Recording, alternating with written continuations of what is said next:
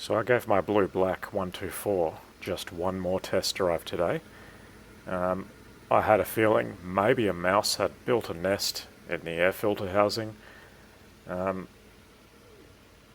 of unfortunately that is not the case, because that would have been a reasonably easy fix if it was just a case of the engine being starved of air. But it wasn't to be. It's perfectly clean. So this is not an approved method, but I'm just cutting the fuel pump so I can do a little bit of a test here and make sure that the piston in the fuel distributor is not jammed. That's the other thing I suspected it might have been with the low quality waterlogged fuel I've had here in the past. But that piston is moving perfectly free and it is returning.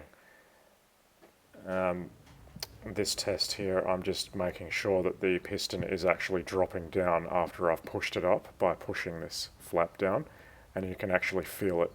If you release it fast enough and then push it back, you can feel it tapping against the other end of this lever. And yeah, it's working perfectly fine. Coincidentally, I noticed that my idle speed control valve is starting to leak. That is oil weeping out the back there. I believe there's an O-ring at the rear end of that seal, and that can be a source of vacuum leaks that people don't realise. This test I'm not doing in accordance with the service manual. I'm just wanting to see that there is some differential pressure between the two halves of the fuel distributor, and there certainly is. I still have the EHA valve connected, so it's probably not within spec what you'd expect to see with it disconnected, but there's absolutely no problems with how this car is idling. That's not where the issue is.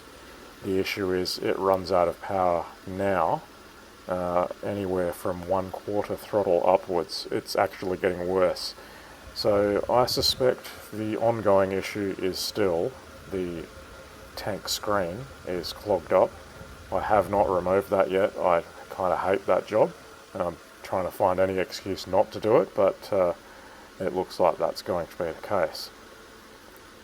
I have no choice but to work in the rear end of this vehicle under that fuel tank again and remove that strainer and probably clean it out.